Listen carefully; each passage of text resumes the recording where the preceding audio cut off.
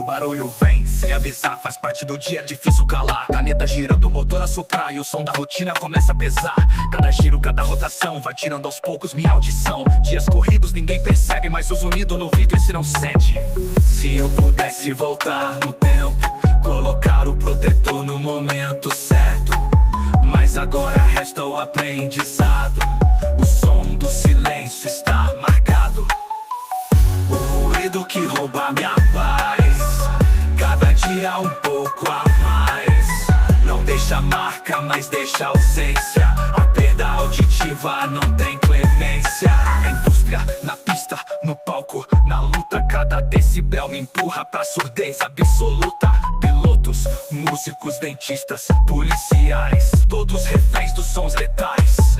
O tempo passa, mas ninguém nota. A audição some e o silêncio brota. Grito sem eco, alerta perdido. O aviso tá dado, não seja esquecido. Se eu pudesse voltar no tempo, colocar o protetor no momento certo. Mas agora resta o aprendizado. O som do silêncio está marcado. O ruído que rouba minha paz, cada dia um pouco a mais. Não deixa marca, mas deixa ausência. A perda auditiva não tem clemência. Protege agora, é seu direito. Não espero o dano estar feito.